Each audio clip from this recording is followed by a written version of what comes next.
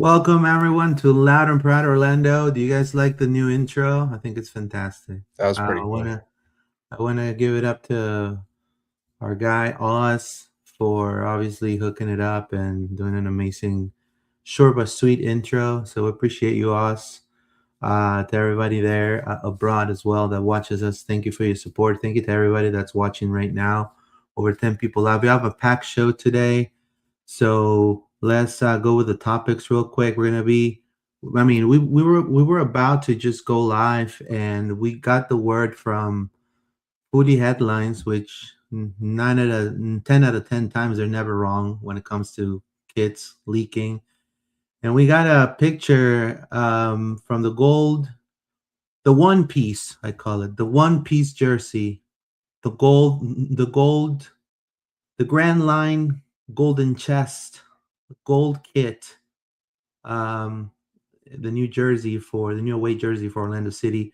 We're also going to dive into Iago, finally, the Iceman, Iago Teodoro coming into Orlando City. Also, Nolan Miller signing for the Lions.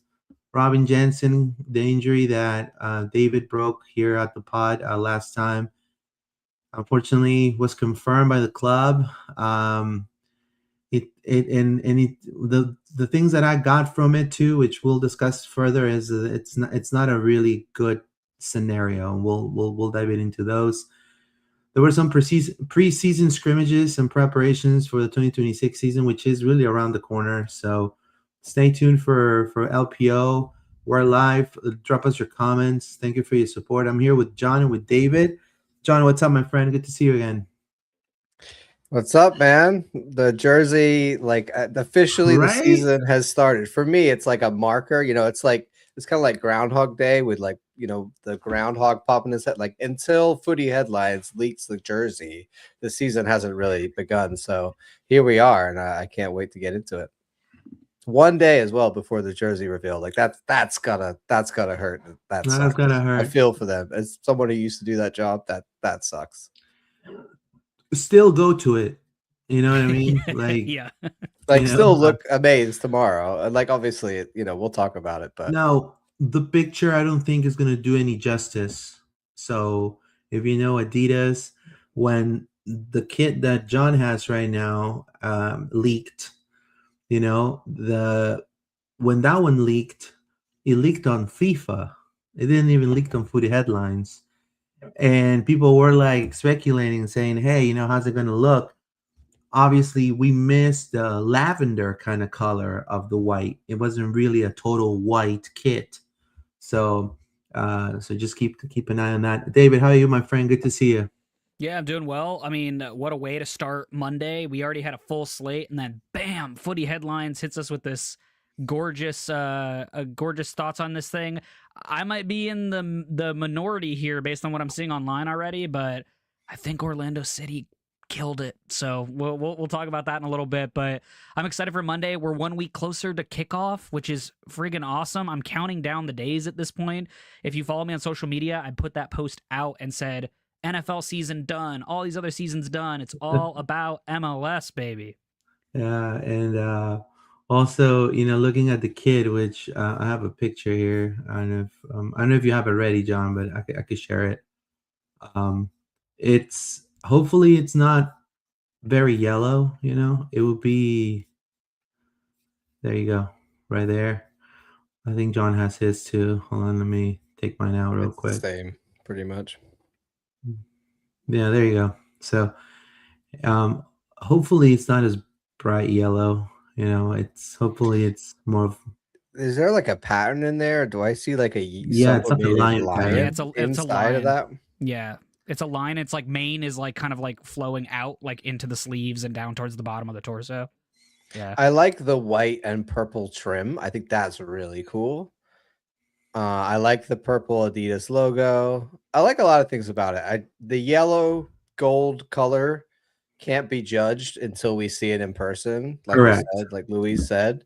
Yeah. So It's very Laker-y right now. So I hope it's more yes, gold than I it is mean, yellow. I I personally thought it like was gonna it. go like white gold, but this is yellow gold. This is treasure gold for sure. Yeah. Yeah.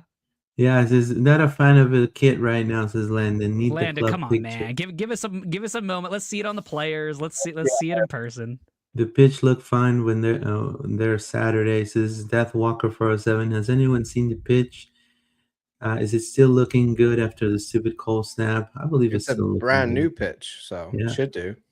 Copacetic Buddha says loud and proud. Let's go. Tuning in is the best way to start the week. Thank you, my friend. Appreciate you. Mr. Donnie Moore says, "What's up, fellas? Nice new intro. Appreciate you, sir." Basically, Keith, thank you, sir. Beautiful intro, gents. Good to see you all in good health on a beautiful Monday evening. Thank you, my friend. Says they should have gone with Jersey Bird for for the new kid. I mean, I heard that there's also going to be a third kit coming, which I'm not allowed to talk about, but it's going to be it's gonna bring a lot of memories. That's all I'm gonna say. But especially for the OGs, if you're listening, you probably know what's coming already. But yeah, from 1 to 10, John. Right now, just out of the picture of footy headlines, compared to the other ones, It's you've so worked. hard for me because it does come down to the yellow. Because like, I'm not a big yellow guy, so and I always think like a gold kit is. I think it's risky. I think it's kind of like Marmite. You kind of either love it or you hate it. So I think there are some people who are gonna love the yellow gold color, and some people are gonna not like the yellow gold color. It's really hard for. I like the trim, like I said. I like a lot of the things about the jersey. For me, it comes down to how yellow is it in person? Is it like a nice the goldy color in real life? In which case I like it. Is it really yellow? In which case I'm not so sold. I'm gonna give it right now like a 7. What about you, David? I think I'm a little bit higher. I think I'll go with an 8. But with the context that, guys, yellow is my favorite color. So yellow, gold, that whole thing. So this speaks to me big time. So the other thing too that I want to give it that I don't think we kind of mentioned is like it's not white. So like we finally went away from doing the white kits. I want to applaud the club and Adidas for going away from doing the white kits. It's Sort more of like exciting for sure. Yeah, and sort of like John said, I like the purple accent of the Adidas logo being purple. Like even Orlando Health being purple. I wonder what the numbers will be on the back. Will it be purple? Will it be Probably white? purple. It'll be that white and like white letter, but with a purple outline, I think, to make it stand off the yellow. Yeah, so I think it'll be interesting to see. I think this will come in more gold looking than it does here for sure. So that's why I'm going to give it the benefit of the doubt. But I haven't done this in a few years, but this might be an insta buy for me. I'm not even joking. I think that's kind of where I'm at. You see how the lion like yellowy gold? I can't remember what they call that. There's a name for it. Like I can't remember. It's like sun yellow, sunshine yellow or something. So I think that's what they kind of gone for the I whole just think kit. In total, we're gonna have a really nice sort of like field of kits, especially when the third kit comes out this summer. I think it's rumored to be. So like we'll have a really nice like range of kits. And I think this just kind of fits in nicely with what it is. Yeah, I'm excited for this kit. I know some people are going to be down on it, but I'm kind of here for it. I love it. I think I mean I guess I'm a little biased because I love the Lakers, but like see, this is what I mean. If you like yellow, then you're like One this, Piece you're also. into this kit. You know what I mean? Like I think that's where some people won't like yellow, and then they instantly won't like this kit. It's gonna be weird playing like the Alien Galaxy with that kit though. But definitely I like it. I'll give it a 9 out of 10. Because I really like that they're trying to be a little different. I like the whole gold concept. Obviously with the gold concept, a championship has to come behind it too. You know what I mean? Like it cannot be like, remember that time that they did the whole hunt, what is it called? Ready to Hunt or we lost everything and like we all teeth. Yeah, and then they released the Ready to Hunt or whatever. They did like scarves and things like that. I'm like, hopefully it's not like that, but I'm gonna give it a 9 out of 10. I'm gonna give it a 9 out of 10. I think it's not gonna be a very like in your face yellow. Yeah. We'll I think see. with this sublimation, it could be really cool in person. Like I think about the Orlando Pride kit, they Mhm. did the authentic for that 1 year, like last year, and in like when you see the pictures, you're like, oh, it's a pretty cool kit. But then when you see it in person, you're like, wow, this kit is like beautiful. So maybe there's some of that going on here. Yeah, I it kind of hope gives me so. vibes. I It gives hope me it vibes really of the impresses in person. Luna kit, right? I think that's what it was Mhm. called. The one that Yeah. like that one I Yeah, thought was that really was cool. that was awesome. Sublimation. Yeah. Yeah, and then you saw it and you're like, whoa, okay, dang, that's cool. I think this is what it's going to turn into. Like when you're there and you see the line, like imagine Iago dunking on the opposing team, and then he's wearing this kit. That's the kind of vibe I get here. And then just gold falls from the stands. Like Exactly. there's just treasure everywhere. Exactly. I like that vibe. I think that's fun. I like the treasure gold theme. We've never done that. Like we've never had a gold kit. We've never really explored the gold in the logo from MLS days. Like, so I think it's exciting. It's different. Go for it. Roll the dice. I It's remember. going to I be more remember interesting when than a the white kit for sure. I remember when the Sunshine kit came out, and people thought Mm. it looked like the rising sun from like like the Japanese the rising sun.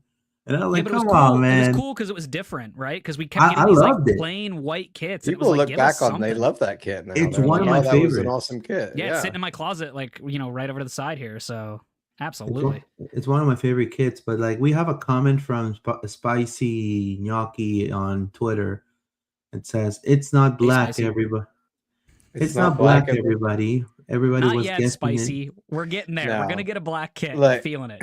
The summer, everybody knows I posted about this. The summer, we're gonna get a third kit because we're gonna be part of the Adidas like retro third kit. Everybody's getting one. So if you can add 2 and 2 together, and I've got some visual clues on for you guys today 100%. as well. Basically, it's gonna be a red kit, guys. It's gonna be a red kit, but it won't be until the summer. So yeah, I'm excited for that. If you're an OG, you know that Orlando City's very first colors were red and white. Luis, And we can't do this though because my wallet is not going to be happy about this year if we keep putting stuff out like this. You know. I know. No, I'm like a no. one jersey a year is my promise, but if you make a good like a gold one Yeah. and I have to buy both of them. We're in I'm trouble. gonna have to buy both of them too. Yeah. Now I have a And question then for there'll be you. some manatees jersey or something, and they'll get me then as well. Oh, yeah, So done again. just it's the meme. Just shut up and take my money. I just throw the cash at the register. Do you feel they're gonna bring out the 3 lion, like the original OG logo, the refurbished OG logo? They should.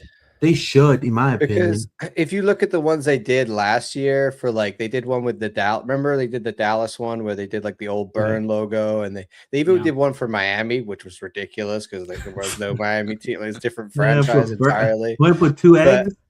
of course eggs they wanted happening? they did like the throwback one in the old, it's like the Florida, it's like the South Miami colors or whatever. Right. So I think they're gonna lean into the red and do probably this logo and really push to like make it look like the old original red Umbo kit from 2011. That was. Oz is watching and says, "I had prepared a preview for the red kid. I wish it had been red." Well, It'll be red in the summer, Oz. Yeah, in the summer. The third kit will be red. The third. Kenneth Allen says, "I hope we get a black kid." Oh, There with you, go. Kenneth. With you. One day. Carlos, I like it. Basically, Keep says it's certainly a bold kit. I think he'll grow and everyone just give it time. Yeah, I like it. I personally like it. I think it's fine. I think it's gonna grow on people once you see it in person. I don't think this picture, which is actually being essentially recreated also with a creator. So it's not really the legit, Yeah, and I Maybe a think little. we find out at 11 tomorrow. I think, right? That's all the hints that they've Yeah, been dropping Yep, is like 11 o'clock. tomorrow. And if you go Yeah. and you buy it there, please take pictures of you wearing it or your family or whatever.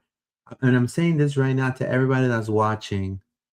If you go and you want to be on our social media, we will plug you like straight up with wearing those jerseys. Like we'll and if you want to send us a DM with your name and stuff, you want us to mention you, we'll do it. We'll share it. We'll retweet you with your handle and all of that. We just want to have as many people wearing it. So if you do that, man, that'll be great because that'll give us a better idea how it's going to fit. Well, and what I was gonna say, like about the 11 o'clock thing, I get it. Like you want to put it out there early in the day, whatever. I think it kind of takes away a little bit from the launch event. Like it's still gonna be an event, it's still gonna be a celebration and all that, and I get that. But like, I liked in the past where we just be like, nope, gotta come to the event. You want to see it, you gotta come to the event, and like I thought that was cool. But I guess everyone's just because it seems like the whole league is doing the whole like 10 o'clock, 11 o'clock. We're putting it out there. Here we go. Yeah, I wonder how much of it is like league mandated and like whether there's like certain times with Adidas where they're like, hey, we're gonna put it on sale this time anyway. So yeah, I don't know how it worked out, but the event tomorrow, I'm gonna go down to that. So anybody who's there, come say hi to me. Come, say you're an LPO watcher. Love to chat with you guys. So it should be cool. I'm excited for this bar that we talked about on the last pod that they've created. So I think, yeah, like agreed, there's not that big reveal moment, but it's also not the biggest venue. So maybe they were just kind of thinking, let's put it out online and then people come to the event to kind of just have a nice celebration and party. It seems like it's going to turn more into like a block party if like that. I think they have to because it's not a big place, but Thornton Park is set up for that perfectly right outside those doors. So I'm thinking that's what they're going to do. Yeah, I have a feeling it is too. I mean, it's going to be a great time. So you should go nonetheless. Like even if you guys see it, at 11 o'clock when the club puts it out, and I'm sure they'll have photos of the players wearing it and all that kind of stuff. There'll be players there, and like I'm sure like you'll be able to buy it there. Like they always have a scarf, and I like because there's like each year the jerseys come with like a matching hat and scarf and stuff. Plus, I'm a sucker for a hat, so I'm a gold hat. I don't have a gold hat. I'm getting that too. That might be a buy straight up. I'm gonna be broke. Yeah. Oh, actually, my birthday's coming up, so I'm gonna have to tell my family here, hey, hook it up. Yeah, but all right. That's everything I got on the jersey, guys. Yeah, same here. RSVP for the event, but never got a confirmation back for tickets. Anyone know if I'm supposed to get some? Yeah, you're okay. As long as you RSVP'd, you're fine. It says, I'm going with the family. We'll be buying 5. Well, take a pic, and then we'll put it all over social media, Mr. Kenneth. Love it. Basically, keep sidebar. Will you guys be at the event at the pub next Monday? I believe Max and Spicer are making appearances. I can't make it, unfortunately, but we'll be here next Monday. Yeah, we'll be here. Yellow Ranger, Black Ranger. We need all the Power Rangers. Wow, you imagine if we win something with you're speaking to the right generation with that comment right there. There you go. A star would look perfect on this jersey, Luis, to finish that thought. A star would purple star there. You have to put the purple star on because you wouldn't see a gold star. For sure. 100%. So we're going to be now diving into, obviously, going from the gold kit. We're going to dive into, some of the news that we've, gotten, the past few days. Obviously, I'm talking about the signings of the Brazilian core that we have, Orlando de Janeiro, like John liked to call it. Thiago, Luis Otavio, which arrived last week, and also Iago Teodoro, or the Iceman, as they call it. So I think definitely this is Iago is joining as a U22 initiative player through 2028 and 29. He's been the captain of Brazil's under-20 squad in the 2025 FIFA U20s. He's 6'2". He's a modern center back, very physically dominant, and he's able to play out from the back with speed, according to a Flamengo source. 13 appearances for the U20s. Also has played in Flamengo's first team. Had a couple of stints there. He is the Copa Libertadores Golden Boot. So that means he was the best player in Copa Libertadores. So, I mean, from the whole entire South America, the whole continent, the whole mass of land, he was the golden boot of that tournament of Copa Libertadores, which is huge. This is the reason why Flamengo fans were like, why the hell are they doing this to this kid? Why are they sending him to the MLS? This kid should be in Watford. He should be in Bournemouth. He should be in so many other teams. Like, why are they doing the MLS? But the guy you see right there wearing the bomber jacket, he has a huge relationship with Flamengo. He's a Flamengo fan himself. He knows a lot about the academy. He was able to definitely give him an offer they couldn't refuse, because otherwise Iago was going to walk on a free. So for starters, John, what are your thoughts on the arrival of Iago joining the young Brazilian core that we currently have? I don't really have anything new. I know we talked about it a lot, and just, I mean, for me, we were desperate to get this one over the line. I think my big question is, how quickly can he get into the team and in the back line, right? I think probably for the New York game, Miller might be ahead of him next to Brecalo, but I expect Iago to claim one of these center back spots pretty quickly, and I think it's going to be great for him to be a starting center back from the get-go in MLS and really have time to bed in this year, and then next year potentially go on to looking like one of the better center backs in the league. I feel like that's the kind of level of player that we've signed here. A lot of people excited about this one, and a lot of teams around the league were like, hey, this is a guy that we would love to sign for our MLS club. So yeah, welcome Iago. Let's go. More Brazilians. No, after the unfortunate news of our captain, the Viking, Robin Jansson, being sidelined, David, how do the news of Iago coming into fruition now as an Orlando City player? What does it sound to you? What does it mean to you? What are your expectations? Yeah, I think obviously number one, glad that we got it over the line, because we paused there for a little while, and we knew it had to do with some of like Flamengo's business and kind of what they were doing and how they're trying to structure and whatnot. But I mean, again, I want to give Ricardo props. The rumors about the fee were all over the place throughout this entire process. At one point, it was up to $3 million. It went down a little bit. It sounds like, according to Flamengo sources, it's 1.4 million with a 30% sell-on clause. It is not 50%. There's a lot of markets out there saying it was 50%. It's not 50%. It's not nearly that high. 30%, I think, is kind of a steal for us, considering that's pretty standard, right? Yeah, 30%. That's pretty good. 30% is a little bit bigger than normally. It's normal. Usually it's 10%. Yeah, 10, 15% is normally where a lot of teams will hit on, but we gave them a little bit more, but I'm okay with that, because you're going to make that money back on this guy. More than anything, like we've kind of said last week and throughout this process, no insult to Thiago or Luis Otavio, but this guy's the man. And you're going to see it rather quickly. And sort of like John said, if it's not the first game that he's ready for, it'll be shortly after. And I feel bad for Nolan Miller, because I just think Iago's just going to force his way into this lineup, and there's no question about that, especially with Jansson sidelined and with Dusan not working out. I think you're going to see this guy kind of do his thing. The biggest thing, if you haven't had an opportunity, by the way, I did post a in-depth article on Iago on the Loud and Proud website. There is a wonderful 3,200 words that you can read about Iago on there. But as always, I put a lot of visuals and things like that. And I think the most eye-opening visual that I saw throughout this entire process is, go look at his aerial duels won.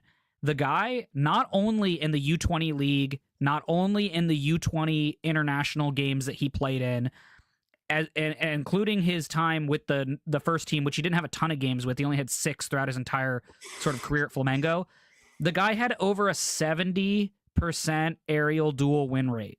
And I don't mean that as in like he only had 5 duels and he won 4 of them or whatever. No, this guy was second in the entire U20 league between all those U20 competitions in terms of aerial headers in total, in terms of challenges. He was second in terms of aerial winners won. And then he ranks, and then in general, he's at the 70th percentile, like 70% of aerial duels won. This guy is going to get up and win balls, period. And I don't know that even with Robin Jansson healthy, that we had a center back on the roster who would consistently get up there and win aerial duels, which is what you need in that back line to go do it. The other thing I'll say too is, I'm sorry, but he's not 6'2". This dude is easily 6'3". I think he might be 6'3.5". I think someone's lying about his height a little bit, to Well, be he's still honest. growing. In that photo, with he looks massive. Yeah, Next he's to ginormous. He looks huge next to. So that's why I like to call him the Ice Mountain, because this guy Yeah, looks like he's built like a beefy. freaking mountain. So that's kind of why I look at it that way. But that's number one for him too. But then sort of like Luis said as well, like he's good with the ball at his feet. And the really nice thing too is that he can play both sides of the center back. So he can play as a left center back. He can play as a right center back. His time is almost even at both of those spots. So that's awesome. And then last but not least, the guy is known for scoring headers. He can get on the end of a header like nobody's business. And so that just gives you another weapon on set pieces to get up there and try to put it away. I don't think we've had a center back that's been decent with putting balls in the back of the net since maybe the headmaster himself. I don't know. Like, it's been a while for us to have something like that. So I would really love to see him come out when he breaks into the first team and just give us one of those potent abilities to just say, yeah, you're going to have to mark that dude. And if you don't, he's going to put it in the back of the net. You know, there's pros and cons for a lot of things, for a lot of players. But you're talking about spending over almost $9 million on 3 prospects from Brazil that have been really highly regarded all over South America. It's tremendous. It's a tremendous steal. Number one. Number two, I understand the fans sometimes may have some sort of doubt, just like they did with Pasalic, just like at some point did with Ojeda, just like at some point they did with a lot of the players, Zach Ardan, and you know, and now they're fan favorites and they're forever Lions or whatever, especially Dagardan. So either way, you know, you got to understand the way how the club signs. The only difference I will say of these youth players that they've signed compared to others, in my opinion, just like John puts here, is Orlando de Janeiro. The only difference I see that it's striking compared to others is, number one, the quality. The quality is apparent. Is right away. They have better numbers. They've been playing first team minutes. And another thing I see is the mental toughness of these players. So before, we would sign kids like Ivan Angulo that have been loaned everywhere in the entire Brazilian Brasileirão, shunned into being not even depth. Like he was passing out the Gatorade, passing out the wet towels. You know what I mean? He was having no minutes. He comes to Orlando to build himself up, to be important, to be part of something. These kids have not passed the Gatorade at all where they came from. These players are mentally tough. They've played minutes in the first team. They are promising. They play for their national team. So that is a huge key asset for MLS adaptation.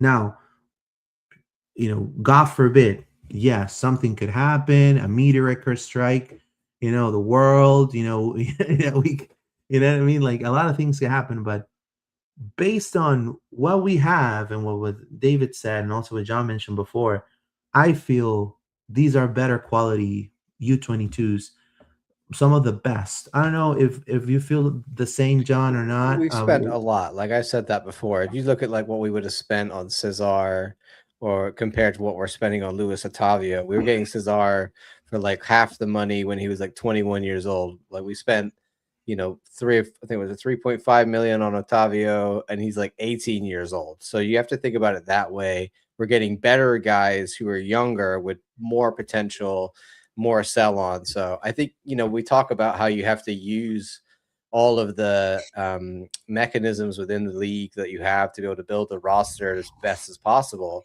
I don't think we could build a better U22 roster for me. I think, you know, for what we are and what we do, I think we've never had better U22s than we do currently. Like, we haven't spent 20 million on each of them, right? Maybe only Inter Miami would go and do that, spend 20 million on a U22, but for what Orlando City is and what we seem to be willing to spend, I think that we have spent, like we said, 10 million just on our U22s is a vast improvement on before, when it was like almost nothing. Often they would be a free or like $1 million on a guy. Now, let's dive in before going to the next topic. Let's dive into the pros and cons of the Brazilian young core. This Brazilian young core, and why is it a core? Because you have a striker, you have a mid, and you have a defender. That's why it's a core. So high potential. We already mentioned that, David. You know, they spent over $9 million. They'll fit under Oscar. The resale value, it's upside is huge. Now, what do you think are, maybe for you at least, some of the cons to rely heavily on this young core? Or do you feel maybe there's no cons at all? What do you think of these three? Yeah, so let me say this. There is obviously with any young group of players and things like that, and Orlando City's hit rate on U22s has not been great. Let's get that out there. That is 100% correct. Our hit rate on U22s has not been fantastic. Enrique and Cesar are probably your two best examples of players that hit, right? And even Cesar fell off for us at the end, so you take that with what it's worth. As I've been saying the entire time, especially to people who say we haven't done anything this offseason, and again, I don't want to spark these people up, but I'm going to talk to you for a second here. What this does is it raises the floor of what your team is. Because like Luis said, these are not players that we're spending $1 million on and hoping with a prayer and a hoofing the ball forward that these players are going to offer us something, right? Unfortunately, that was kind of what we did with Nicolas Rodriguez, right? He was a guy we 100%. didn't spend a lot of money on a team that was not a very big team in that league that he plays with. He might have been one of the better players on that team, but a different scenario, right? With all of these guys, these are guys from not only quality big teams in Brazil, right? Each one of them. They all have first team minutes as well, which really you can't, put anybody else up against. And then also, to me, except outside of Iago, they're all in positions where if they need a little bit more time, it's fine. Especially for Thiago and Otavio. They don't need to be pressed into service right away if they're not needed to. Now, I'm convinced that somebody like Thiago is going to break and push his way in there because I think the skill set that he has is going to allow him to do that. Otavio, as you guys know, our midfield is stacked right now. We've had so many players added to the midfield that Otavio can take a little bit longer if he needs to or wants to adjust, right? He can go and do that. He's also the youngest out of the bunch. He hasn't turned 19 yet. He's still 18. So again, it might take him a little bit longer, but he's going to get there. For Iago, unfortunately, he's not going to get that time. I think he's going to be pressed into service a little bit faster, but I would also argue he's probably the most mature out of this group of three people, considering the fact that he carried the armband for the U20s for Flamengo. He carried the armband for the U20s for Brazil. He was just recently playing in the local cup that Brazil starts their season with, and he got some good games in there. So I think he's up for the task and he's fine there. The cons, because let's hit on it because Luis wanted me to hit on it. The cons are they bust in the first season. They come out as a bust. And so to me, what is a bust, right? A bust is these guys can't give us quality minutes, so they can't fill spots on the roster to help us get through the season. A bust for Thiago is he doesn't have goal contributions. I would argue that's probably a bust. In some way, for Luis Otavio, it's getting bowled over by the league, not being able to tackle, not being able to get in front. Iago, same kind of thing, not being able to tackle, not winning your aerial duels, getting pushed over, this team allowing a lot of goals. And those are the cons, right? But I'm not convinced it's going to happen because this team already has a good core around these players to make it work, right?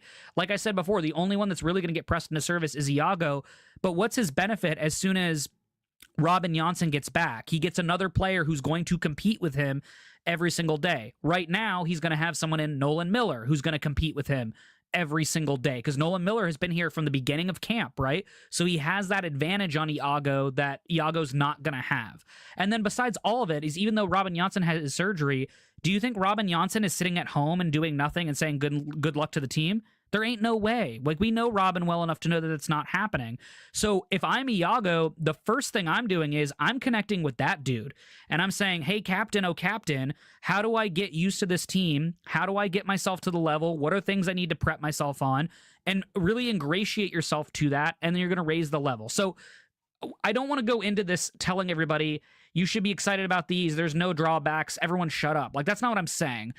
There is the real potential that these guys could bust, but the quality of U22s that we've gone for this time is much higher than we've ever seen before. We were lucky we hit on Cesar Araujo. We were a little bit lucky that we hit on Enrique. 100%. He had a little bit more of a pedigree before he came over, but these guys are a pedigree level above all of the rest of that's there. And so I think fans need to understand that. And then plus, don't forget, you're adding that to a talented squad of Martin Ojeda, who had an MVP type season last year, who we fully expect to go back into it again and have an MVP type season again. Marco Pasalic, who started out really hot and had, 17 goal contributions all throughout the season last year. And then we're probably going to add a DP, probably not this window, but most likely in the summer, which is going to add more talent to this team. Duncan McGuire is going to finally have a healthy season going into the season, which is awesome. So that should help this team as well. And then you got Wilder Cartagena back, who's the fulcrum of your entire team in the middle of the park, whether that's playing on the midfield line or maybe sometimes filling in on the defensive line if he needs to. So all of those pieces are already there. You're just adding these guys into the solid structure that exists. And I think that's what people are forgetting. You're forgetting all the pieces around these dudes. Just to plug a little bit here, Luis, I did my countdown for kickoff for Orlando City. If you're on Reddit, it's a big thing that r/MLS does every single season. I wrote the write-up for Orlando City, and one of the things I said in there as a worst-case scenario is, sure, these guys could bust in the first year. But again, none of their positions make it detrimental to Orlando City if they bust, except for maybe Iago if he can't figure it out. But Nolan Miller's been a serviceable fill-in this entire preseason, and I don't want to take anything away from him. And then, guys, don't forget, Robin Jansson will be back. He's not expected to be out for the entire season. So those are things you got to think about with it. I didn't want to be so long-winded about it, but it's just something that frustrates me in the fact of you can't take away these kids' talent. It exists. It just, they're kids as well. They're going to go through any learning cycle like anybody else. Right now, let's dive into comments and then go into talking about Robin Jansson and then Nolan Miller. Sitch, how you doing, Sitch? Just sing to us. Okay. I'm going to sing you like Bad Bunny. Un saludo. Word, it says, is Thiago playing as a winger or as a false nine? No, he'll play as a winger, or he'll play as a. He can play both. Yeah, but I wouldn't say he's a false nine. I think he's gonna get in behind kind of nine. Yeah, he's not a false nine, 100%. Because for the hat, last year the hat sent me back $50. Yeah, I paid for a trucker hat, for a lavender trucker hat, around $50 too when it first came out with the 3 lions. Yeah, so. But anyways, obviously the unfortunate news of Robin Jansson, and talking about center backs. Our captain Robin Jansson was seen, kind of injured, and nobody was talking about it. I think we broke it here first, and unfortunately, it became confirmed that Robin Jansson underwent successful surgery for a Jones fracture in the right foot's 5th metatarsal, performed on February the 3rd, which is the same foot he injured in 2022. No timeline was given, but potentially, and I could say 110% now, he's going to be missing the season opener on February the 21st. He's the all-time appearance leader for the club. Also, it puts Orlando in a bind because the center back depth is a little bit looking flaky. Obviously, Oscar Pareja and his staff is going to rely on David Brecalo and Iago and Nolan Miller to survive the first few games, which the first 4 games for the Lions are going to be definitely testing not only Oscar's depth, but also his tactics and the way how to motivate these young kids. What are your thoughts, John, on Jansson's injury? I heard he needs to. He's gonna get surgery, so he's gonna speed track the process. But you kind of need to let it heal. So there's really no exact timeline. That's what I've been told. What are your thoughts there, John? Yeah, I mean, Jansen's injured. I think we kind of knew it anyway, and then obviously the club came out and confirmed that he's had surgery, so it's gonna be a while, but I'm not too worried. Like, honestly, I think that I was ready to move on from him. So when they re-signed him to a lesser deal, I expected to see less of Jansen going forward anyway, and kind of taking more of a, backseat role, and really not being a first team, starting center back week in, week out is what I expected from this season. So it's kind of accelerated that timeline. But at his age, with this injury again, he recovered really well last time. Let's hope he can do the same. It's good that he's not SCI, and we're gonna see him at some point. But I don't think we should rely on him even when he comes back, right? I think by that point we should have a new center back pairing, probably Iago and Brekalo, that are comfortable, and then he's there on the bench, but we're not waiting for him to come back. Like, I don't think we should be relying on him this year at all.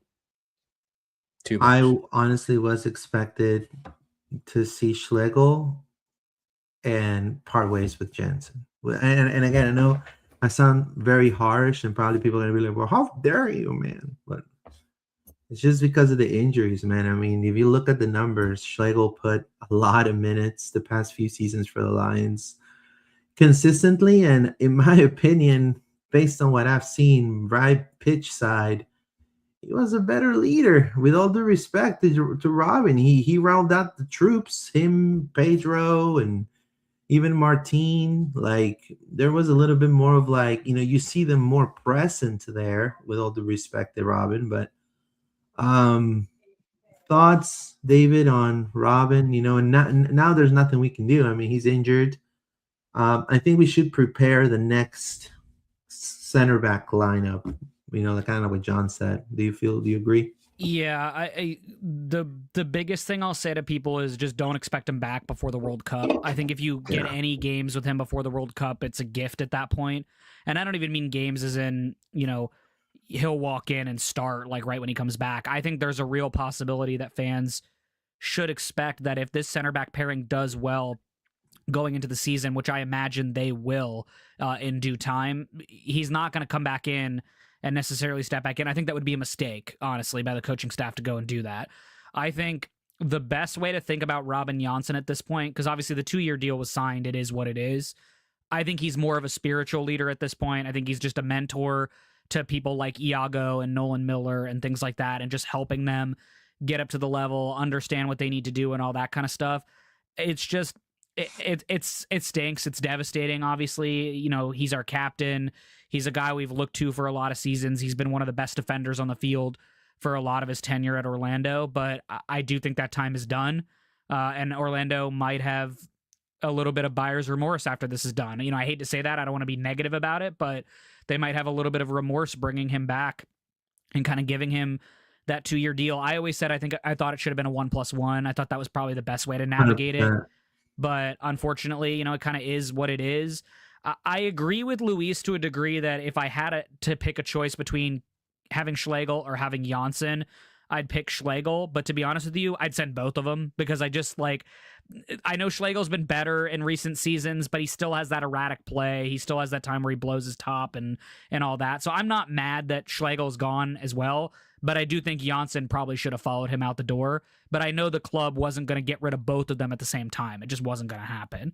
So we'll see what kind of buyer's remorse the front office feels, or how the fans feel about it and things like that. But yeah, just really tragic stuff. And from what I asked I took this a step further, and I asked some people that I know that's in the medical field, specifically somebody who does sports medicine and things like that. And they told me, based on his age and the fact that it is on the same foot that he had his stress fracture, he would be shocked if he came back before the World Cup. He 100%. Basically said, I would just let him ride to the World Cup, get that extra month in that he's probably going to get 2 months in, let him just really heal and see what he can do. And then when he comes back, he might not even be the same player, especially since it's on the fifth, was it? Metatarsal. Yeah, metatarsal. Thank you. The fifth metatarsal. that really affects balance and things like that. So this person was like, it all just depends on how his rehab goes. And obviously Orlando City have pretty great people to do that, but he might just never find that exact, sort of position again. So we'll see what happens, but I just, obviously tragic. Glad that we got Iago done. Glad that Nolan Miller is going to get a chance. I still think we're one center back short, though. I still am in that camp. I think there needs to be one more body in that room, but we'll see if they end up addressing it. I would say personally, just to pass to and then go to Nolan Miller, start studying for your license for coaching, Robin. I'm telling you, if he doesn't want to leave here, he'd be a great, academy I think he coach would. or OCB coach for sure. He would be a phenomenal OCB coach, and then he's a good guy to keep around. First team or whatever. I think that could happen. Now, I do want to say also, just like I second what David said, because I spoke to somebody within the club about this too. Robin has a nature of pushing himself through injuries. He did it at the end of last season.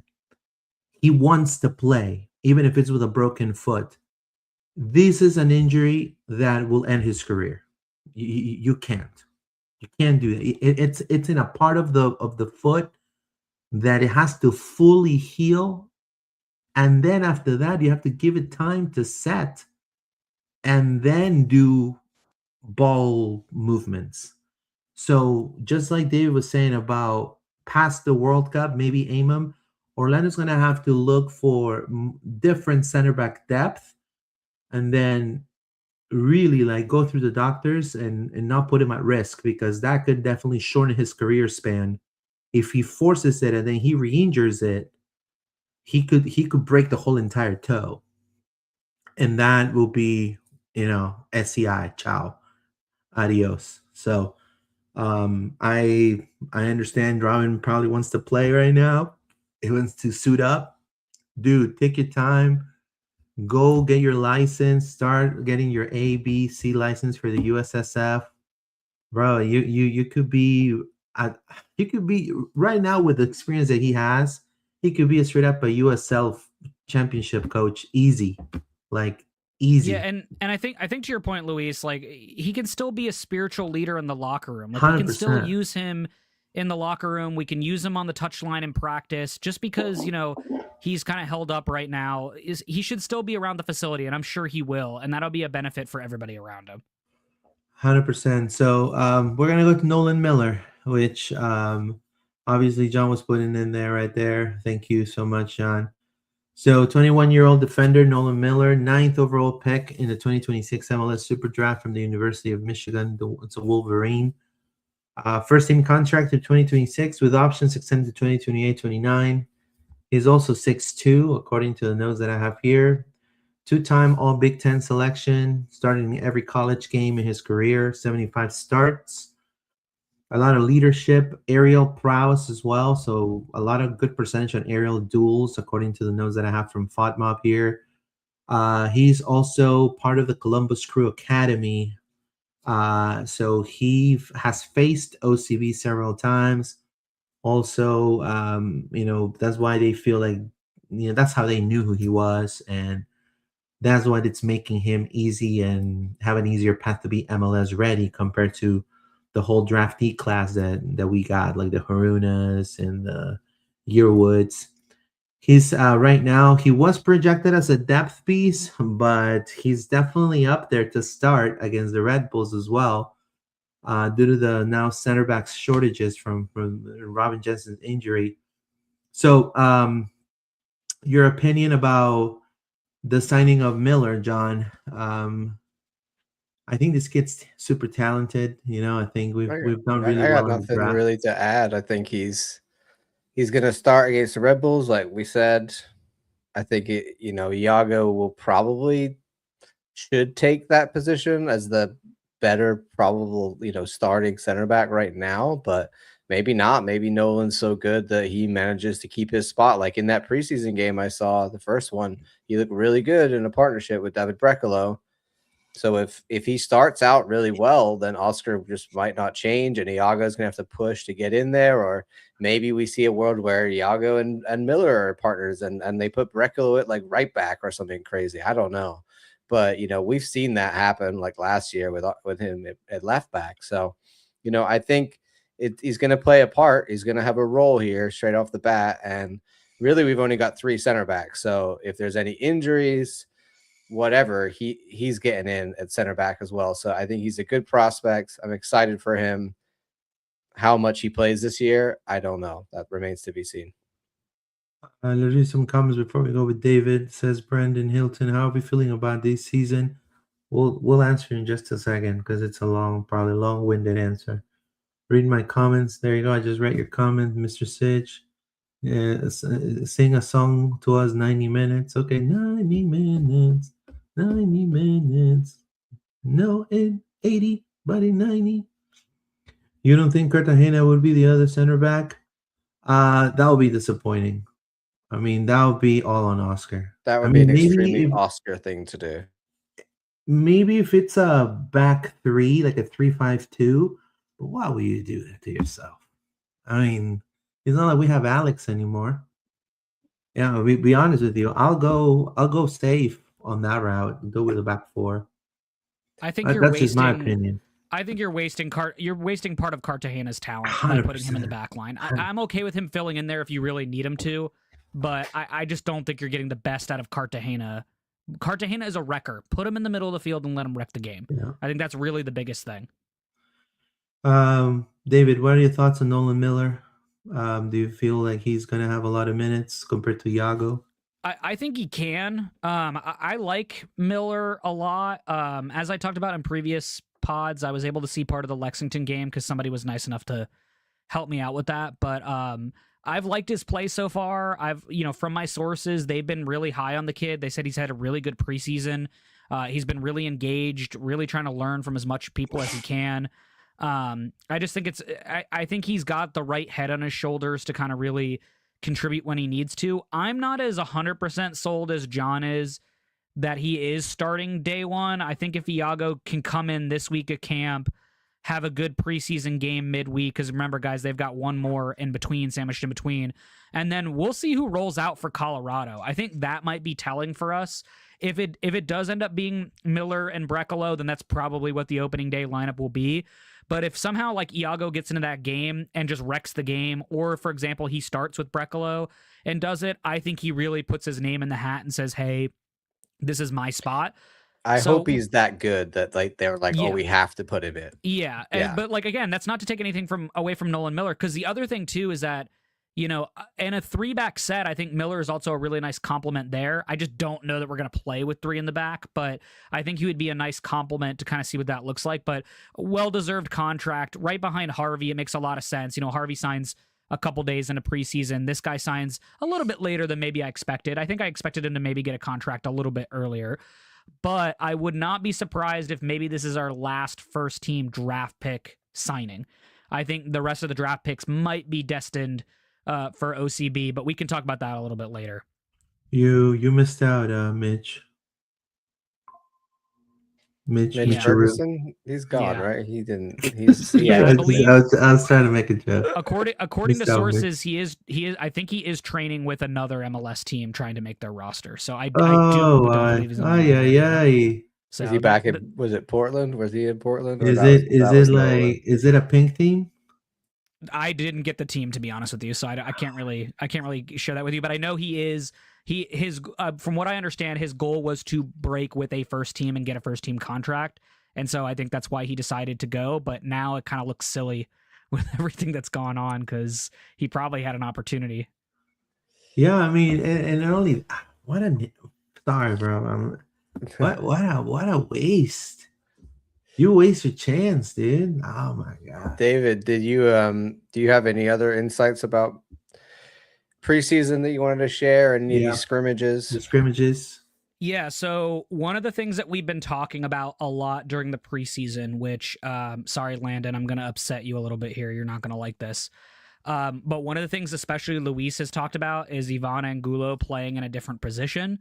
I can confirm from multiple sources that Ivan Angulo has been the starting right back since Alex Freeman has left the club.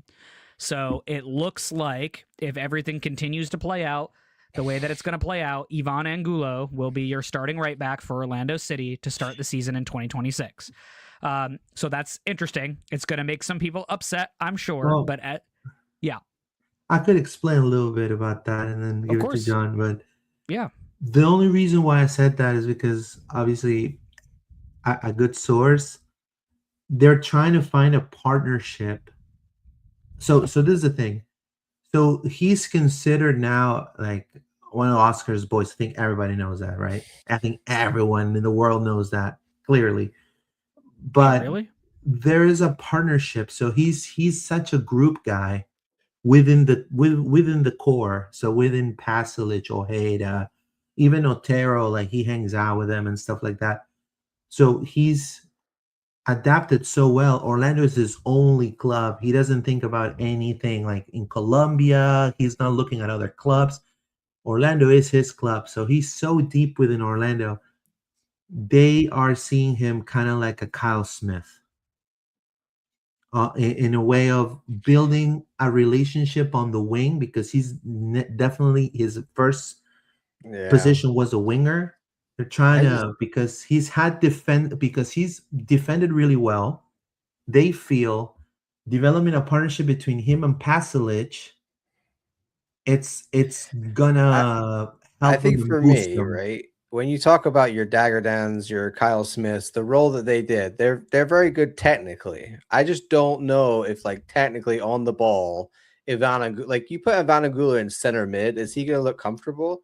So those are the kind of players that they can do everything. They can play any position. I just don't know if he's that kind of guy. And I understand what you're saying. I agree. But I agree. Just play a right back. I don't believe in this. Let's take a guy and find a role for him. Just no, like if you're not, your position is you're in your position or you're not. John, and I'll say this. I don't want to see that. If he went out and won the job, then power to him. Like if that's exactly how it like went. If he's an awesome right back this season, I'll shut up. Yeah, that's my thing is that I'm sure they tested a lot of players at right back when Alex Freeman left, right? Because they wanted to see what they had internally. And this podcast has been banging the drum for Taifi for a while. And I still believe that Taifi should get an opportunity to go do that. But we know Poppy has his boys. We know Poppy likes to play the guys that have been here for a little bit. So if they put Ivan Angulo there, and we know they put a few people there. Sources have told us that. They tried a few different people at right back. Even Harvey got a run at right back, apparently in Mexico, which I thought was nuts. But they've tried a bunch of people at right back. If Ivan Angulo came out of it and looked like the best right back, then fine. But we don't know that until we see him play there because we know Poppy's affinity to Ivan Angulo. So he might have just found a place for him on the pitch and said, well, he can still help us here because he's quick, so he can recover quickly. He can bomb forward quickly, all that kind of stuff. But it's the defensive, like positioning and intelligence. Right. It's for the defensive positioning and, is he going to be keeping people on side, that kind of stuff. Allowing Pasalic to truly go forward. Well, because if you saw Pasalic last year, not just forward, but forward and in, because forward in, to cut right? In. Yeah. So, in order for Pasalic to exert his full potential, his full power, essentially, they need somebody as fast or faster than him on that to cover him. And they feel they're gonna try Ivan for the tactics of it, but. And this is from a good source, the club wants they're going to push for a right back signing. It's going to be coming. Yeah. And they already told Angulo, you got to fight for your right to be a starter. Not the party. Yeah, and that's fair. And I think, and again, I still go back to the fact of, and I think John and I were on it last week, he's a better off the bench, let me smash you in the face after you've been defending for 76 minutes, right? Like, I think he's a better player for that, but I mean, it is what it is. Let me power through some of this other news here that we have from preseason and some stuff to cover here. Sure. The other thing that I want to tell people about, I know we just talked about the young trio of Brazilians. Iago has been doing very well in camp, even though he's been playing half of camp out of position. And by that, I mean they've been playing him more at striker than they have at winger. But according to sources, he is doing so well that apparently he's edging out Spicer for the starting left wing spot, which if anyone who's watched this Makes guy sense. shouldn't be a surprise to you at all.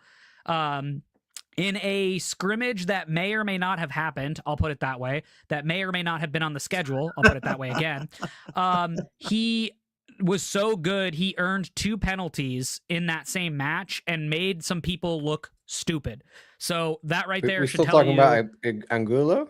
No, No, Thiago. Thiago. Okay, I'm Thiago. just like, wait a minute. Wait, Yeah, hold Thiago. on. Thiago, okay. So, Thiago Yeah. had a nasty game, and I mean- may or may not game. We don't know if it existed, but so that should be exciting, especially from the U22 point of like the sort of the stuff that we just talked about.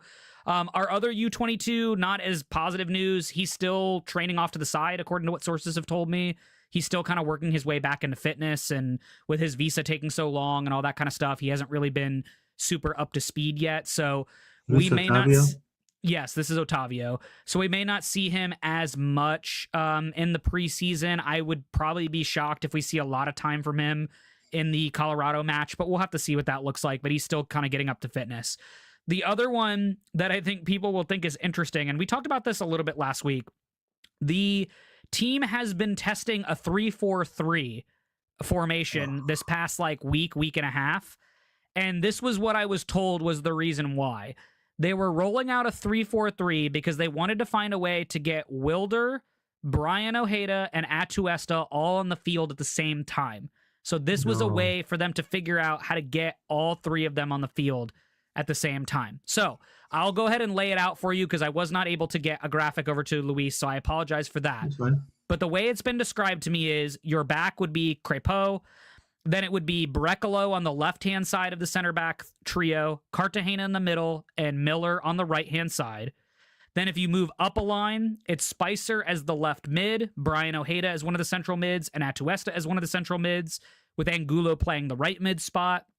Then the final line, you have Martin Ojeda playing on the left-hand side as a left winger cutting in. You have Marco Paslic as a right winger cutting left, and then Duncan Maguire, of course, playing striker. So that's how it's been described to me as how they've been sort of rolling out the 3-4-3. And they also believe that it puts Angulo in a better position because he isn't asked to as naturally defend because he's got the 3 center backs as coverage for that. So again, that was a test that apparently the coaching staff was running the past week and a half. I will give Oscar credit for trying something different because we've been banging the drum all offseason for him to try something new. So I appreciate that. But I don't think this lineup is it. Personally, I don't think this is the way to approach it at all. I think like if we want to go attacking, I'm cool with that. If they just want to like for like late in game state, sort of chasing a game, and you're like, hey, let's do this so we can have 3 back with our wingers and go all out. Like I'm fine with that. But like, yeah, I agree. And then so for sort of the last couple tidbits that I have here, Justin Ellis, we've been talking about it for a couple weeks, but Justin Ellis should be announced soon. From what sources have told me, that contract is signed. So I'm not sure what we're waiting on. Maybe they're just waiting for the right time, maybe for the jersey reveal to get done. I don't know. But that should get done. We still expect him to sign with the team, so that there's a little bit of striker depth for anyone that was worried about what that looked like.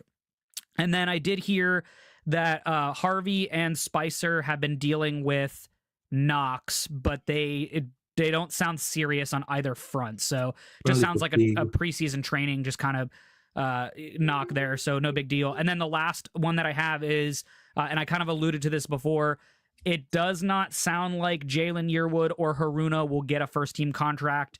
It sounds like they both will be offered an OCB contract, but we're not 100% sure if they're amenable to getting a OCB contract. I think Haruna is a little bit more agreeable to taking an OCB contract, but we're not really sure where Yearwood sits, so he may not. Where's he gonna go? I mean, I don't know, but he may not be filling out the roster on the top end. But that's kind of where we're at. So that's all kind of all the news and stuff that I've heard from sources over the past week. Some interesting tidbits in there for sure. Now I know John was putting the picture of Asamat Bagatov right here. So, all right. So this is there was some news that connected Nariman Akunzade from Arzarvin. is Azerbaijan, I believe. I don't know if I pronounced it correctly. The country, Azerbaijani. Azerbaijan. Sorry. There were this guy Asamat Bagatov, Fuat Alakabarov. He posted it and said, literally verbatim, Orlando City have completed the signing of a striker. And so I'm thinking back, and I was like, yo, this name sounds freaking familiar.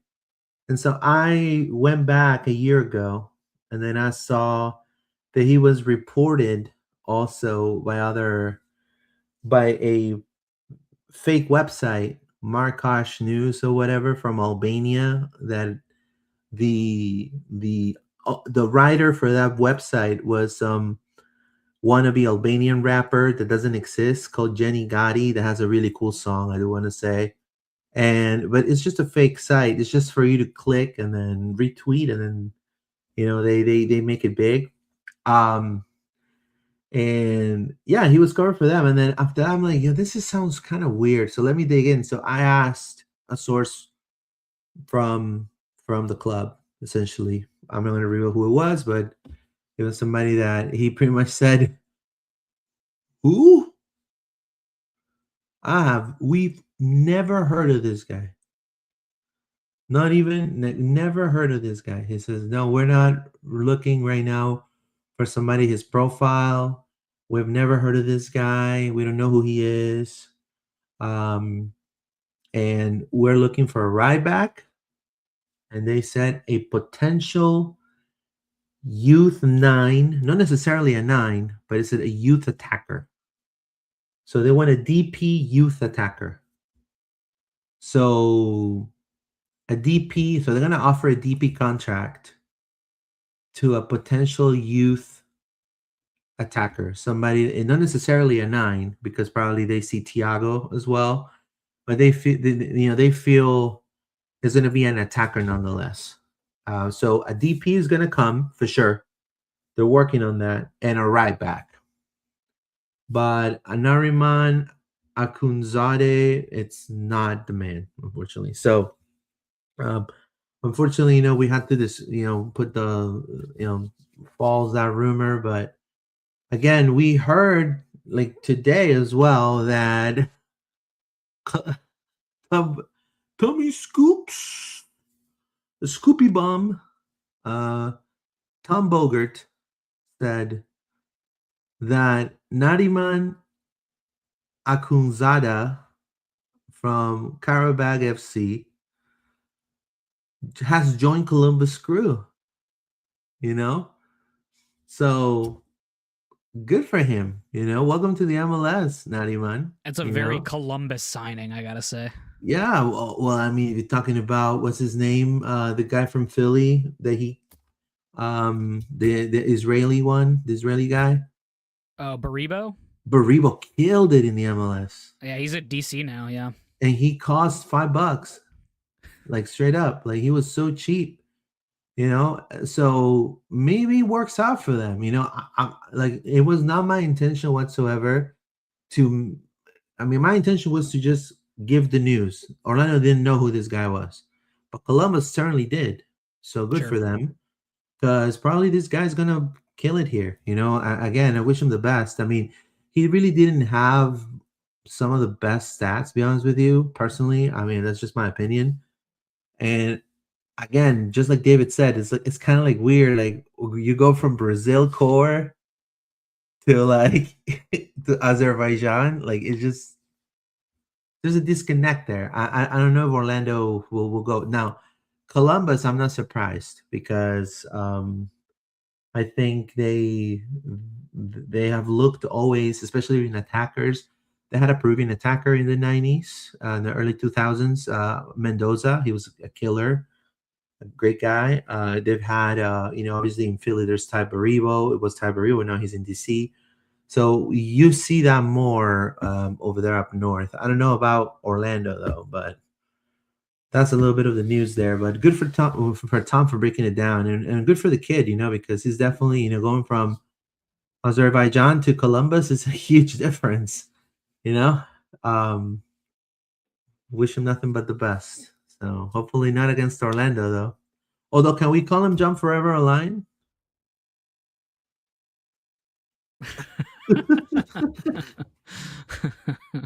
Forever a rumor. It says, I remember I tagged you guys in a comment on Facebook about Akunzade and you immediately cleared the air. False rumor. Props for that. It says basically keep thank you.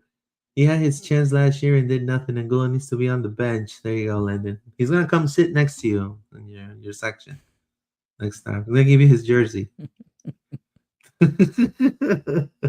No, but anyways, now we have we already talked about preseason. We talked about Jansen. We talked about Nolan Miller. We talked about Luis, Iago.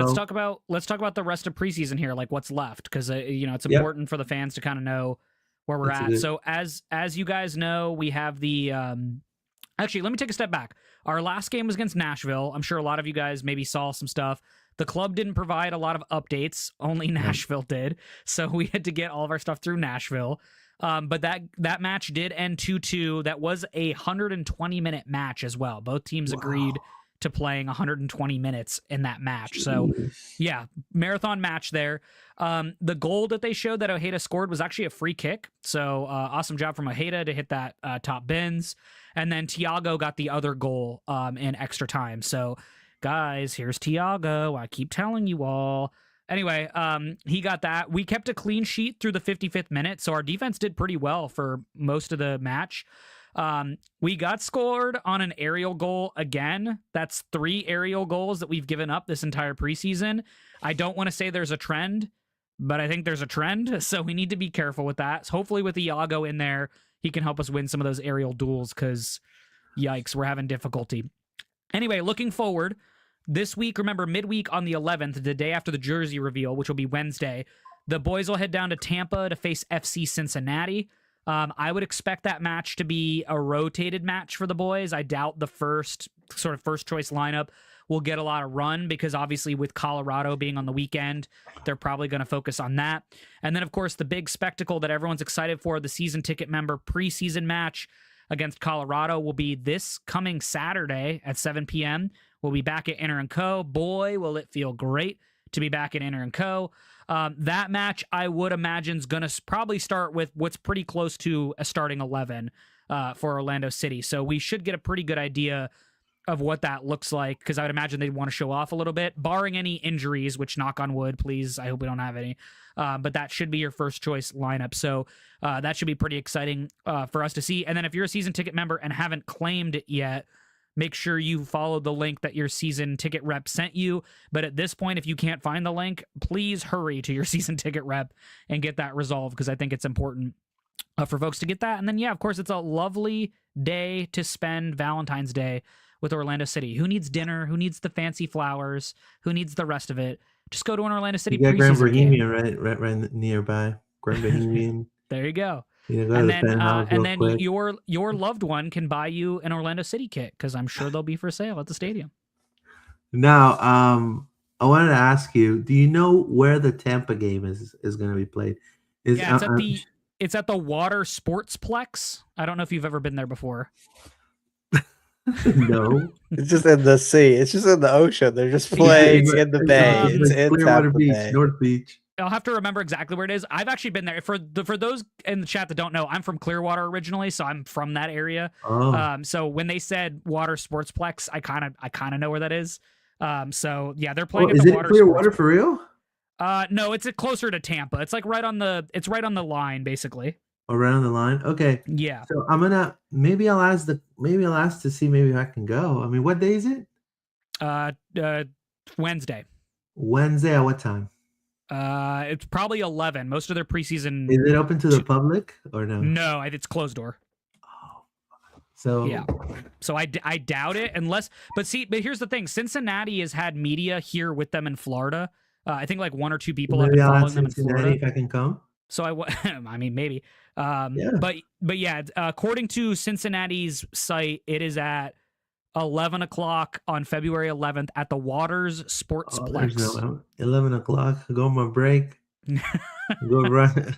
So so that's where the boys will be playing over there. So hopefully, we probably won't give updates, but I'm sure the other team probably will, because they've been really good about that during the preseason. So yeah, we'll see how that is. It'll be interesting. Like I said, I think it's going to probably be heavily rotated. I'd imagine it would be ahead of Colorado, and the Colorado game should be good because no offense to Colorado fans, but their team's been getting smacked around this preseason. They have not had a very good preseason so far. So They lost might be a fun Colorado game. legend Rafael Santos. Yeah.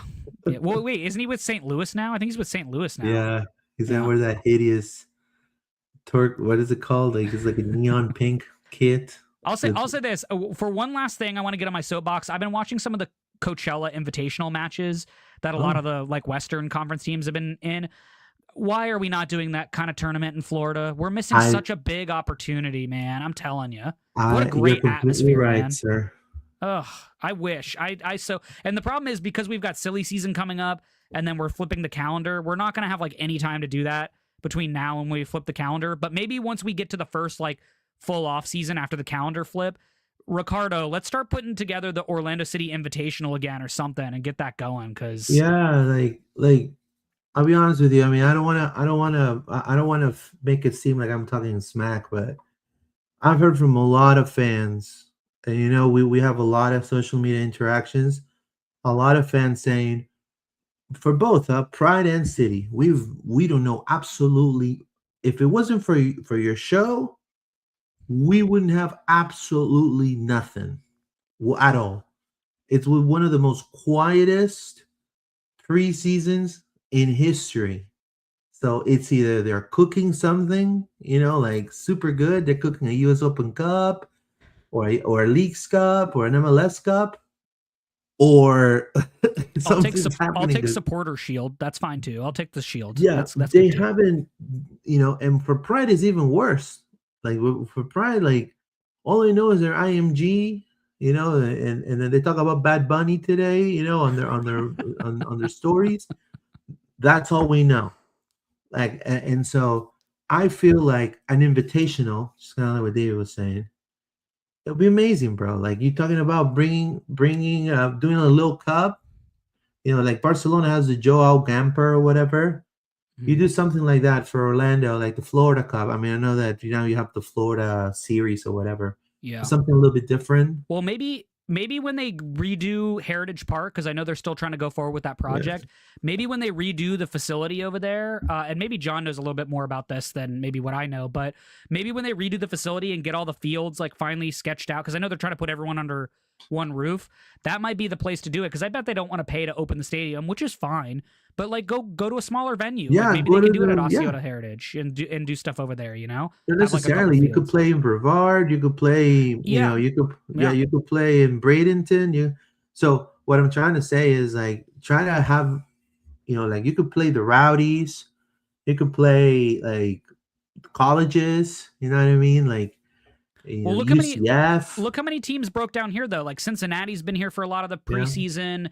Colorado's here for the preseason. Montreal, all these teams are down here for the preseason. So it's like baseball, right? A lot of teams are either going west or south, and that's kind of like the trend that's going on. So like, why not give them a little bit more incentive to say, hey, come on down and we'll make it a thing. People like to compare themselves to Inter Miami, and I'm going to say this, and I know I'm going to piss people off right now, but Inter Miami is doing a complete opposite thing. They have obviously Lionel Messi. He brings butts in seats. And so what they do is they charge teams down south and they play their season openers. So they've done the Peruvian Alianza Lima's home opener. They've done the Atlético Nacional's home opener. They've done the Barcelona of Guayaquil in Ecuador's home opener. And you have Messi feeling that, but they're getting this competition that it's better than playing at Columbus, better than playing at Colorado, because they're playing teams that are they're more than contenders for Copa Libertadores. And so they're getting those, you know, players or newcomers or whatever to their team geared up right away. Yeah, they're taking some L's, But for example, they just got 2 back-to-back wins against the Colombian champions and the Ecuadorian champions. They lost against the Peruvians. No, they tied Ecuador. It was 2-2. Okay, so they tied Ecuador. Yeah, they got a red card from their young Right, defensive midfielder they just brought in. we see going from losing 3-0 to then winning 2-1, then to tying 2-2. So that what I mean, can we conform of just playing close scrimmage doors? Like, it's not fun for the fans either. You know, if I'm a fan, I'll be like, you know what I mean? Like, this is boring. You know, like, this is boring. You know, well, sorry guys, but it's just my opinion. I think a cup should be great to have. I mean, I know the logistics are a little bit of a bitch to do, and you have to pay people for it because, you know, you're gonna have to bring your PRs and you have to bring your. But I think it'll be good for the club on the long run. I don't know. We'll get some more comments here. Frankie Cosmos, if Thiago's teeth are any indication, his future is going to be bright and shiny, says Frankie. What's good, fam? Excited for this weekend, says Frankie Cosmos. Can't wait to spend my Valentine's Day with Orlando City. Absolutely. Orlando City versus Orlando. Yeah, we should definitely do that. Should definitely have Paulo Banchero. And which sport though? Because we've got to mix. Like, do we do 1 and 1? We play soccer one time, then we play basketball another time. 100%. Iago could probably dunk on a dude. I bet he could. Iago could. Tell me I'm wrong. Tell me I'm wrong that the Iceman couldn't dunk on somebody. Oh wow! I'm just saying. So John, anything you want to add? Do we have anything else we need to discuss? I know that we're going to be having our predictions. We're going to have a video for our predictions coming up probably Wednesday or Thursday. And we'll let you guys check out our socials. Anything you want to add, John, before we go? Oh, go ahead, John. David, what do you want to say? No, I'll chime in afterwards. It's good. Go ahead, John. Yeah, we're gonna have our predictions pod out. Usually we do it with Taylor from Orlando City, UK, but he is having a baby or has had a baby, so he is moving, away from being so much involved. So we miss him, but of course we've got David here, so look out for that as we come out later this week. I've also been on the preseason preview train. I went on the designated players. I'm going to go on designated pundits coming up soon, as well as battered MLS fans. So I'll be posting those, so look out for that.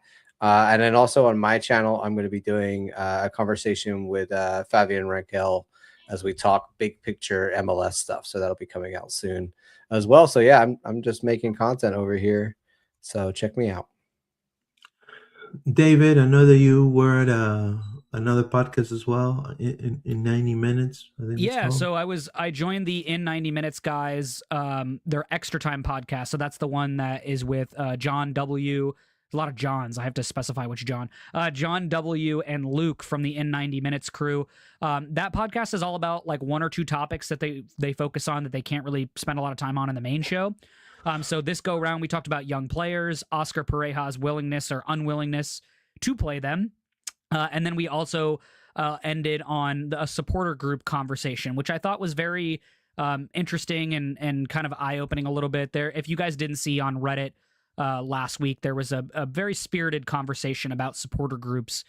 So that made it into their show over there. So I joined them to go do that. Like I said earlier today, I posted my countdown to kickoff for Orlando City. That piece was a wonderful 4,000 plus words. I am just in writing mode this offseason. It's been nuts.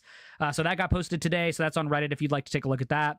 And then literally as this podcast went live, the Reddit team in concert with everybody else that's out there in the Orlando City media, we put together a preseason survey to get everyone's thoughts on what they feel like the team where the team is at. We'll be sure to post that link on all of our socials for LPO. Yes. You can also find it on the subreddit right now. I'll post it from my socials as well, but we want to get as many Orlando City fans to take it as they can. 2 things I want to make clear about the survey. Number 1, if there's a question that you don't know the answer to, that's fine. You don't have to answer it. It doesn't require you to answer any specific questions, so that should be really easy. And then as you go through, it's going to ask you questions about how you feel about the roster. Remember, it's all about your feelings about these things. It's not speculation. It's not, I think they're going to be good. I don't think so, blah, blah, blah. It's all about, Yeah, it's all about how you feel in the preseason, in the moment. And then it asks you some of the normal questions that you're going to see in our predictions episode when we put that out later this week. It asks you questions like MVP, top scorer, defender of the year, things like that. So all that'll be on there for you. We would love to get as many fans as we can to take that. And then, of course, the way we'll share that, you have about a week. It's going to close on the morning of the 18th. So it's going to close then. That'll give me enough time to break down the results.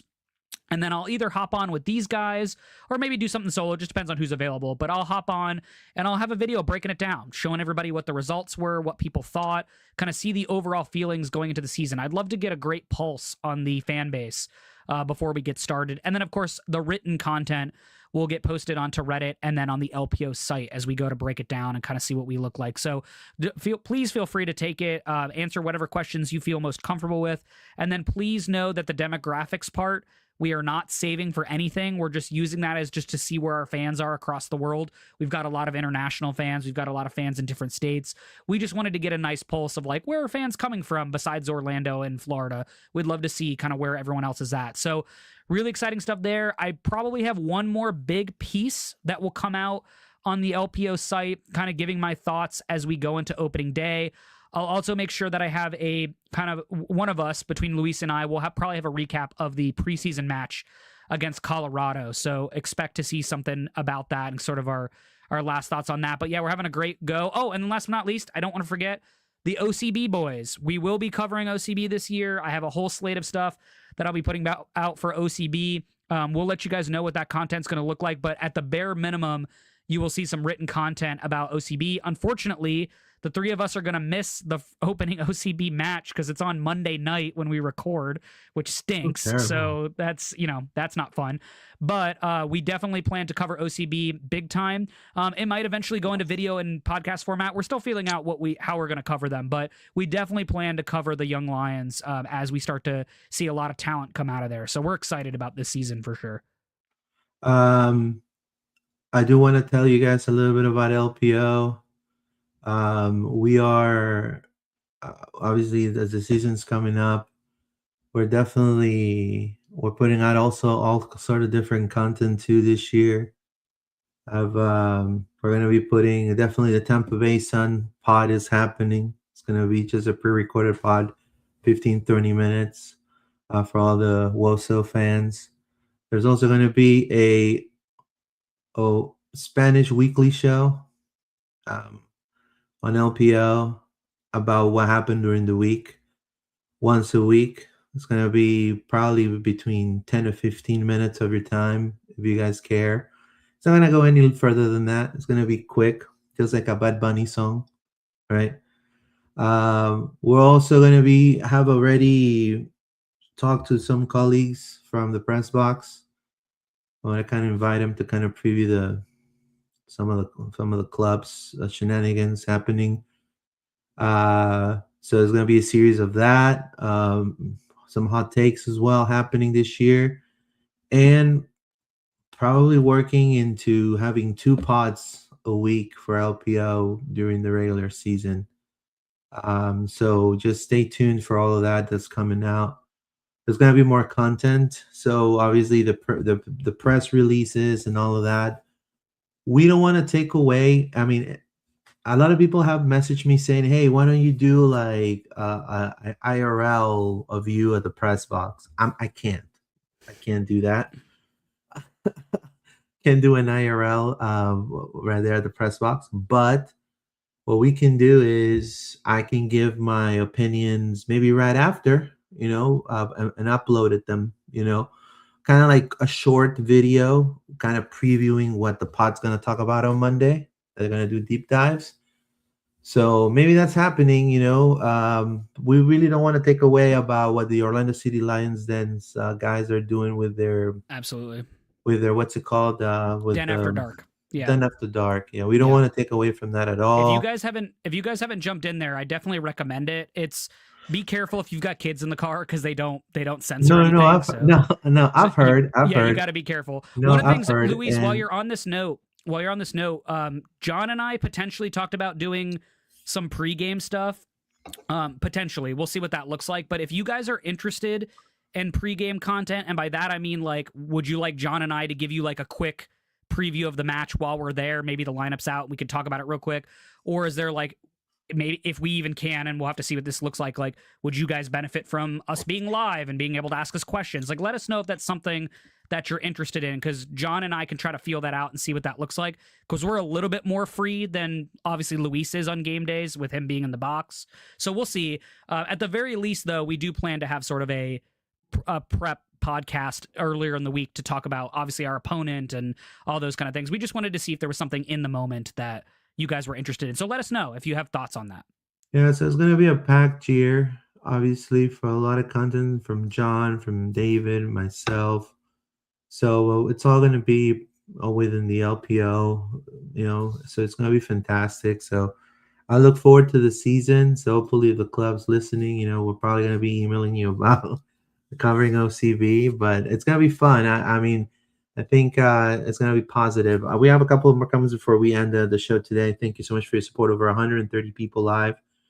It says, yes, more John Rollins content. There you go. You got a super fan, and then John Frankie Cosmos. Landon says, LPO live from the wall. I mean, that'd be fantastic. But I'll get probably. If I do that, I have to dress up as a skinhead. Yeah, I would we definitely do can't that. do that. Wear my Doc Martens, steel toe boots, Ox Bloods. There you go. It says over under Marco Pasalic leaving the team before 2027. Depends on this season. I'm smashing the over. I think he's gone because I think he balls out. I think he balls out with us. Then he does well at the World Cup, and I think we get an offer we can't refuse. I agree with you. He's in the shopping window World Cup big time. We need to invite Sepultura to play. Oh man, don't tell me about Death Embryonic Cells, Territory, Refuse Resist, Arise, Troops of Doom. There you go, man. I love Sepultura. We should definitely do that. It'll be fantastic. Let's hope for a clean slate for injury during the last few preseason matches and hard-hitting start of the regular season. Vamos. Absolutely. Thank you. Appreciate you guys. Well, anyways, I thought of one last thing before we go. Yeah. Go ahead. We know last week there were some issues with like levels on the microphone, so please let us know in the comments if you can hear everybody okay and nobody's too loud or quiet. Everybody, I didn't mean to come off as hopefully as it sounds better this week for you guys, but we need that feedback from you if it happens, so let us know. So we appreciate that. No, yeah, we appreciate all your feedback, guys. Like I think from everybody that's watching, like feel free to let us know if we need to improve or whatever. We love constructive criticism here. Anyways, we thank you so much for your support. Over 130 people live. Again, we'll see you guys next week with more LPO. We didn't have a Pride Pod this week because there's really no news. Probably going to put some pre-recorded content, but stay tuned because within this week, we'll announce a hot takes video of our predictions of 2026. It's going to be coming in the next few days. Thank you, guys. Thank you, John. Thank you, David. And again, vamos Orlando. Take care, guys.